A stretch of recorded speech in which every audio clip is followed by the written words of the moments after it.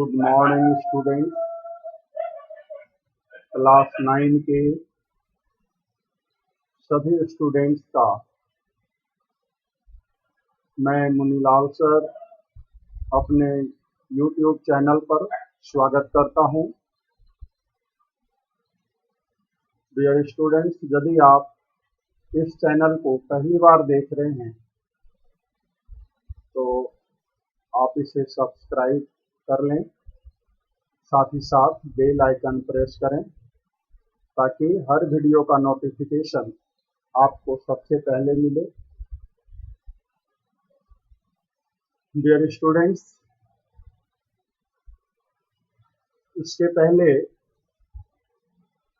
मैंने इस लेसन का जो पार्ट 1 है यानी फर्स्ट पार्ट जो एवलिन ग्लिनी से रिलेटेड था, उसका वीडियो मैंने पहले ही अपलोड कर दिया है और ये द साउंड ऑफ म्यूजिक का दूसरा पार्ट आज मैं डिस्कस करने जा रहा हूँ, जिसका टाइटल है the shehnai of Bismillah Khan. Dear students, बहुत ही इंटरेस्टिंग लेसन है। इस लेसन को पढ़ करके आपके अंदर पैट्रियाटिज्म यानी देशभक्ति की भावना जागृत होगी। साथ ही साथ आपको अपने कल्चर, इंडियन कल्चर खास करके और जो इंडियन ट्रेडिशन है, खास करके म्यूजिक के फील्ड में, उस पर आपको गर्व महसूस होगा।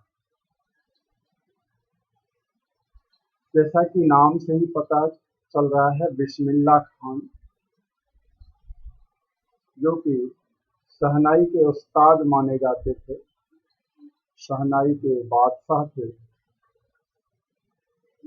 उन्हीं की जीवनी पर आधारित यह छोटा सा लेसन है।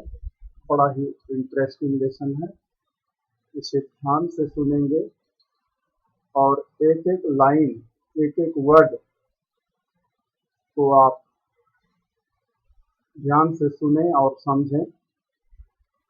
तो आइए स्टार्ट करते हैं आज का लेसन। यहाँ से आज का लेसन स्टार्ट हो रहा है। Emperor Aurangzeb banned the playing of a musical instrument called pungi in the royal residence, for it had a shrill, unpleasant sound. Emperor Aurangzeb का नाम आप लोगों ने अवश्य सुना होगा। इंडियन हिस्ट्री, भारतीय इतिहास यदि आपने पढ़ा है तो ये मुगल डायनेस्टी का जो मोस्ट कहिए क्रूएल किंग या एम्पेरर इसको माना जाता है। तो उसी की कहानी है, यानी उस जमाने में एम्पेरर औरंगजेब का शासन चल रहा था। तो उसने क्या किया, बैंड, बैन से बना बैंड, BAN, बैन मतलब होता है रोक लगाना। तो उसने रोक लगा दी the playing of a musical instrument. क्या चीज पर रोक लगाई?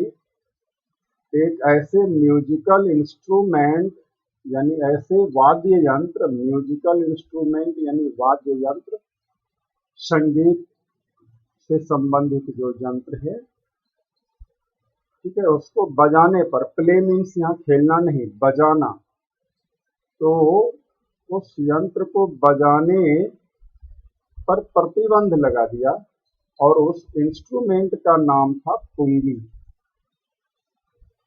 इन द रॉयल रेसिडेंस, कहाँ पर प्रतिबंध किया? रॉयल रेसिडेंस यानी राजघराने में, राजमहल में, राज दरबार में उसको बजाने पर प्रतिबंध लगा दिया। कारण बतलाया, फॉर और मीन्स क्योंकि, because it had a shrill unpleasant sound, क्योंकि कहता है इसमें एक श्रील थी यानी चीख थी, कुछ चीख जैसी आवाज थी जो अनप्लीजेंट साउंड थी, जो सुनने में अप्रिय लगती थी, वह आवाज अच्छी नहीं थी, इसलिए औरंगजेब ने इसको बजाने पर प्रतिबंध लगा दिया, मना कर दिया इसको। पुंगी became the generic name for reeded noise makers। अब कहता है ये पुंगी जो है यह जेनरिक नेम बन गया था।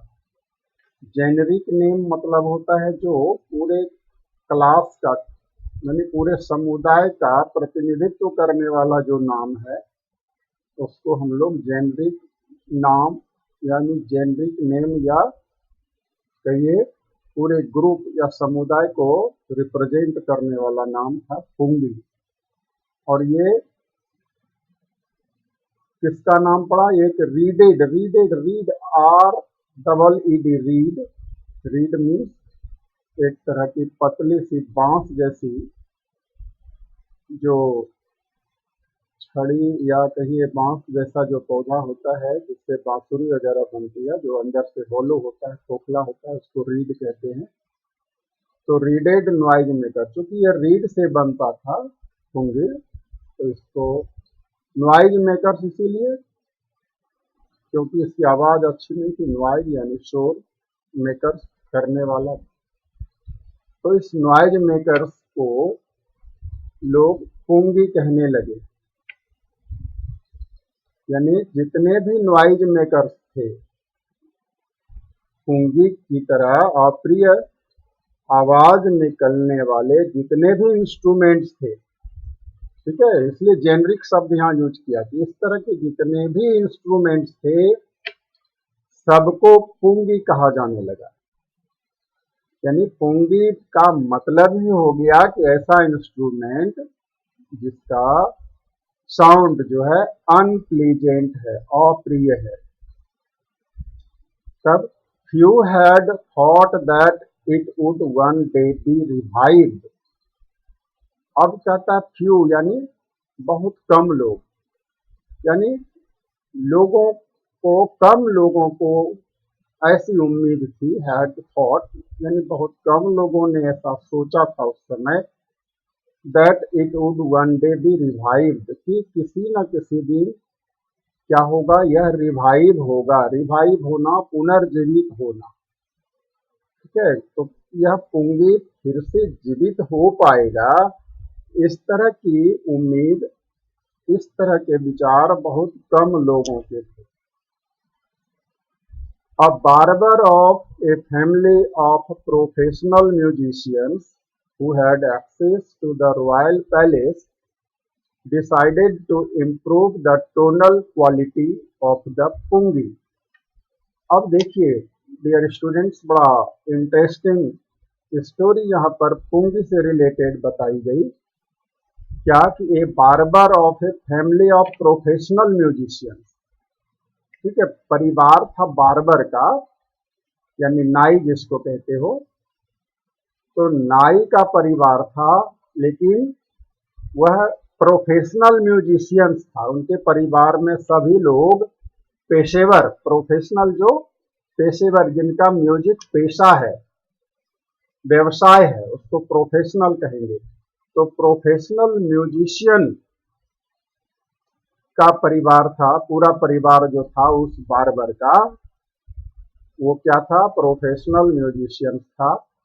Who had access to the royal palace, और उस परिवार का एक्सेस, एक्सेस मीन्स होता है पहुंच, ठीक है। तो ये उस बार्बर की पहुंच जो है पूरे राजघराने में थी, ठीक है, राजघराने में यानी राज दरबार में उसकी काफी पहुंच थी। तो उसने क्या किया, decided to improve the tonal quality of the pungi. उसने पुंगी की टोनल क्वालिटी, टोन कहते हैं सुर को, ठीक है, यानी सुर जो उसका अच्छा जो साउंड जो है अच्छा नहीं निकल रहा था, अनप्लीजेंट साउंड जो निकल रहा था, तो उसकी क्वालिटी को, यानी टोन से रिलेटेड, सुर से संबंधित जो क्वालिटी थी, तो सोचा उसको मैं इम्प्रूव करूंगा। इम्प्रूव करना मतलब सुधार करना, ठीक है। क्या चीज सुधार करना है, टोनल क्वालिटी ऑफ द पुंगी। ये डिसाइड किसने किया, तो वही बार्बर जिसकी पहुंच थी, जिसके परिवार की पहुंच थी उस राज घराने में, यानी औरंगजेब के दरबार तक जिसकी पहुंच थी। He chose a pipe with a natural hollow stem। अब उस बार्बर ने देखो कैसे टोनल क्वालिटी को चेंज किया, मॉडिफाई किया। तो चोज, CH इस जगह कर दिया जाए तो चूज बनता है। चूज का मतलब चुनना, चुनाव करना, चयन करना। तो उस बार्बर ने चोज, यानी ये पास्ट टेंस में चला गया, V2 इसको कहते हैं, पास्ट इंडेफिनिट फॉर्म। तो उसने क्या किया, he chose A pipe with a natural hollow stem. क्या किया, एक पाइप लिया जो कि क्या था, नेचुरल यानी स्वभाव से, यानी प्राकृतिक रूप से, जो क्या था, होलो था, अंदर से खोखला था। स्टेम मतलब तना, ठीक है, ऐसा तना लिया जो अंदर से खोखला था। और that was longer and broader than the pungi. और जो उसने पाइप लिया ना, वह पुंगी से ज्यादा लंबा था और ज्यादा चौड़ा भी था। यानी वो जो पाइप लिया, जिसको बार्बर ने सेलेक्ट किया, चूज किया, कहता है वह पहले वाली पुंगी से अधिक लंबा और अधिक चौड़ा था। And made 7 holes on the body. अब उस पाइप के बॉडी पर, यानी उस पाइप के शरीर पर 7 सुराग बनाए, यानी 7 छिद्र कर दिए। When he played on it, और जब उसने इसे बजाया, प्ले ऑन, किसी भी इंस्ट्रूमेंट को प्ले करना है तो उसको ऑन लगा करके हम लोग बोलेंगे प्ले ऑन, मतलब बजाना। तो उसने जब इसे बजाया, अर्थात जो उसने पुंगी जैसा ही एक यंत्र बनाया, लेकिन वह पहले से ज्यादा लंबा और चौड़ा था। उसके बॉडी पे 7 छिद्र किए और उसको बजाया। कैसे बजाया, closing and opening some of this holes. इन छिद्रों में से कुछ को बंद करता हुआ और ओपन करता हुआ, खोलता हुआ। Soft and melodious sounds were produced.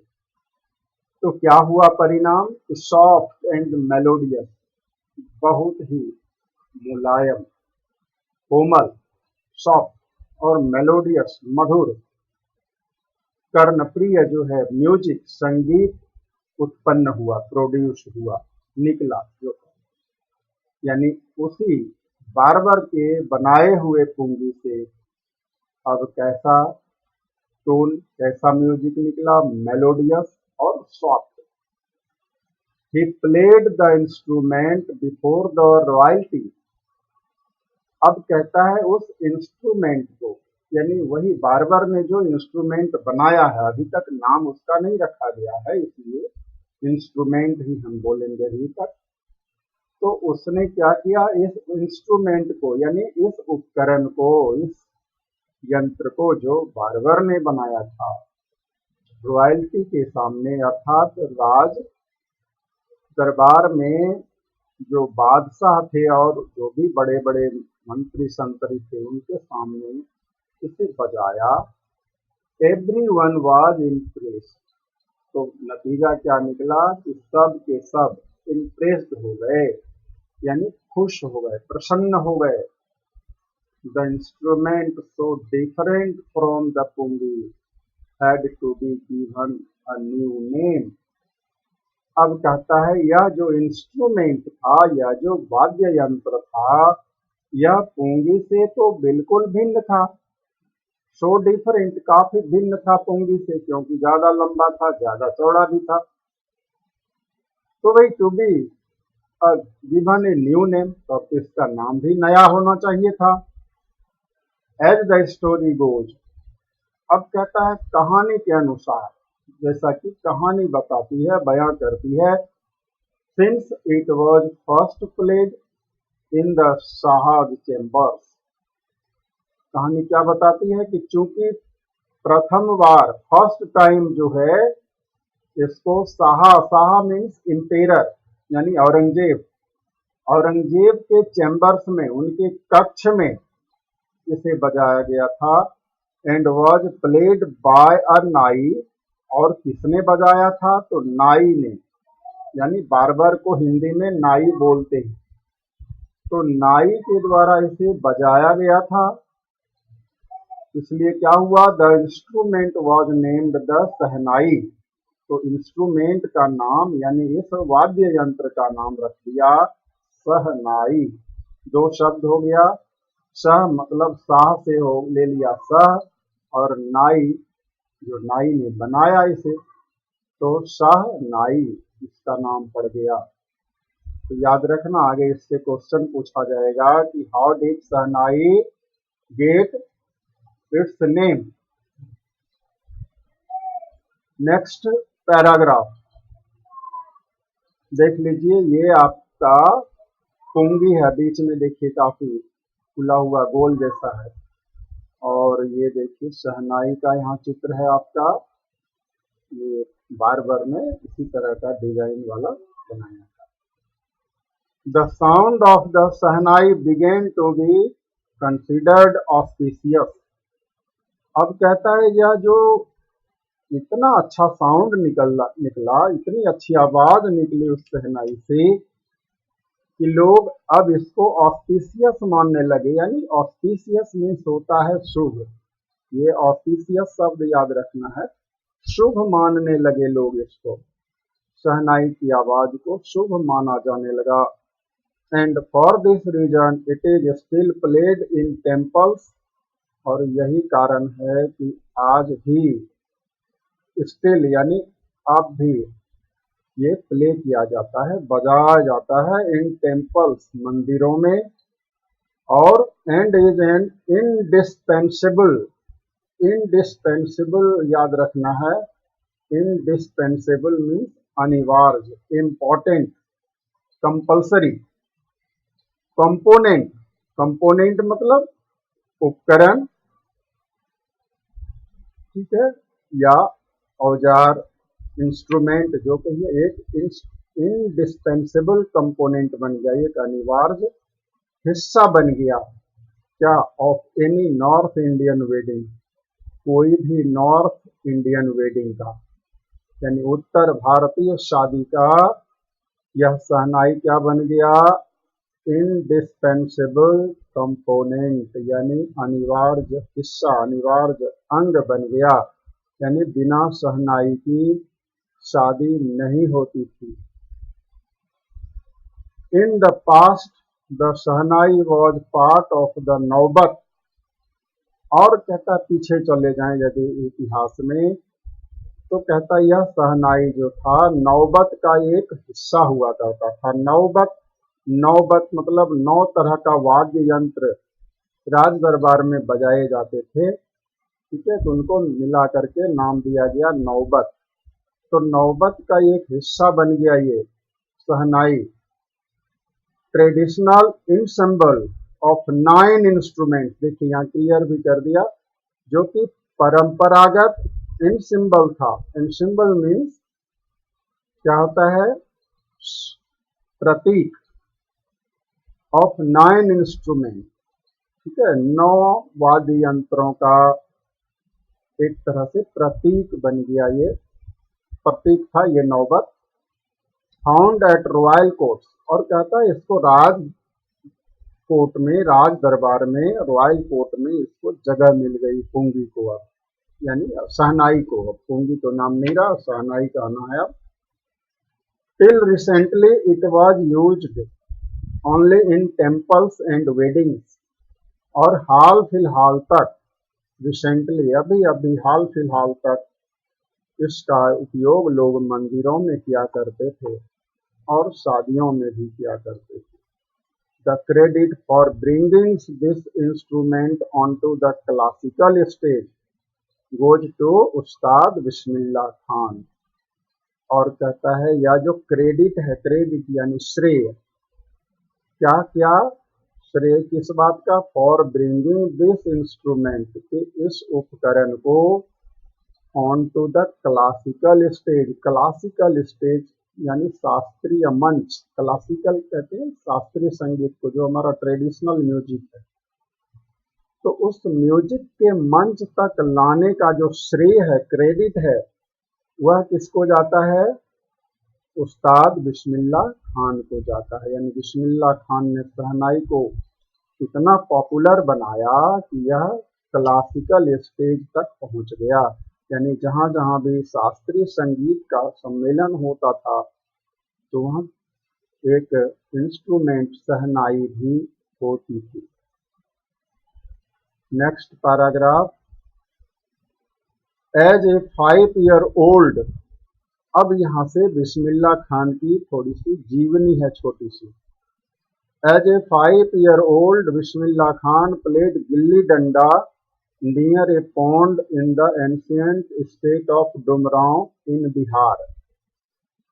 क्या कहा कि जब 5 साल का बालक था बिस्मिल्लाह खान, तो वे गिल्ली डंडा खेला करते थे। ये गिल्ली डंडा आपके मतलब हिंदी का बोलचाल वाला लैंग्वेज से लिया गया है। ये गिल्ली डंडा खेला करते थे नियर ए पॉन्ड, एक पॉन्ड के किनारे, एक तालाब के किनारे, इन the ancient state of Dumraon, और वह जगह कहाँ पर थी, डुमरांव, प्राचीन, एंशिएंट प्राचीन जो राज्य था, यानी छोटा मोटा जो उस समय राजा होता था, तो उसका इलाका जो था उसको स्टेट कहा जाता था। तो डुमरांव स्टेट में यह जगह थी, बिहार में। बिहार में यह जगह है जहाँ पर वे जब 5 साल के थे बिस्मिल्लाह खान, तो गिल्ली डंडा खेलते थे तालाब के किनारे।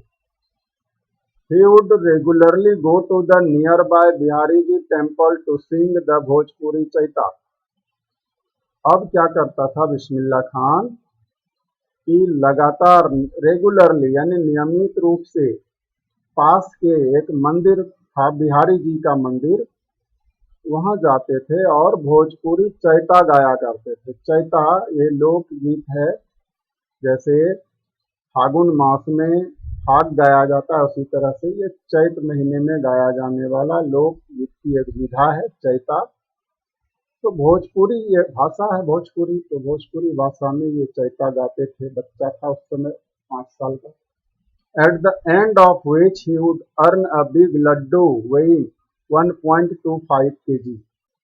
और अंत में यानी चैता जब इसका गाना समाप्त होता था तो क्या होता था, अंत में उसको अर्न मतलब वो कमाई करते थे, यानी उसको मिल जाता था इनाम स्वरूप अ बिग लड्डू, एक बड़ा सा लड्डू, वेइंग 1.25 kg, जिसका वजन 1.25 किलो होता था, 1 किलो और 250 gram, 1.25 kg। A prize given by the local maharaja, और यह समझ लो एक प्राइज था, यह इनाम था वहाँ के लोकल महाराजा जो थे उस समय, नाम हमने पढ़ा था ना, डुमरांव का जो राजा था उस समय, वह उनको 1.25 किलो का लड्डू इनाम के रूप में देता था। दिस हैपेंड 80 ईयर्स अगो, कहता यह घटना 80 साल पुरानी है, 80 साल पहले की यह घटना थी। उस समय बिस्मिल्लाह खान 5 साल का। And the little boy has travelled far to earn the highest civilian award in India, the Bharat Ratna. अब कहता है वही छोटा सा बालक काफी दूर की यात्रा कर चुका है, इतनी दूर की यात्रा कर चुका है कि जो भारत का सर्वश्रेष्ठ क्या है, सिविलियन अवार्ड, जो आम नागरिकों को दिया जाता है, सिविलियन अवार्ड, नागरिक सम्मान उसको बोलते हैं, वह है भारत रत्न। तो भारत रत्न भी इन्हें दिया जा चुका है। Paragraph 4, born on 21st March 1916, Bismillah belongs to a well-known family of musicians from Bihar। अब इनका जन्म देख लो, हुआ था 21 मार्च 1916 को, और ये Bismillah Khan belongs to a well known family of musician. ठीक है, ये जो है काफी विख्यात परिवार के थे, जो कि म्यूजिशियंस थे, संगीतकार थे। कहाँ के थे? तो बिहार के,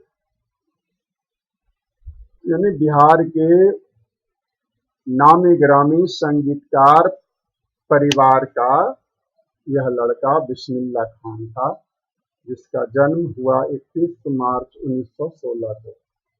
हिज ग्रैंडफादर, उनके दादाजी का नाम है रसूल बख्श खान। ठीक है, दादाजी का नाम दिया हुआ है यहाँ पर Rasool Bakhsh Khan. Was the shehnai nawaz of the Bhojpur kings court. वह भोजपुर के राज दरबार का क्या था? शहनाई नवाज, यानी सर्वश्रेष्ठ शहनाई वादक। शहनाई नवाज का मतलब हुआ। हिज फादर पैगंबर बख्श, याद रखना, दादा का नाम है रसूल बख्श खान और उनके पिताजी का नाम है पैगंबर बख्श। एंड अदर पैटर्नल एंसेस्टर्स, और जो भी उनके पैटर्नल एंसेस्टर यानी पैतृक, यानी पिता के खानदान से जुड़े हुए जो भी उनके पूर्वज थे, वे are also great shehnai player, वे भी महान संगीतकार, यानी महान संगीतकार नहीं कहेंगे, शहनाई वादक। तो डियर स्टूडेंट्स, लगता है वीडियो काफ़ी लंबा बन जाएगा, तो आज का लेसन मैं यहीं समाप्त करूंगा, और इसका जो शेष हिस्सा है मैं अगले वीडियो में कवर कर लूँगा।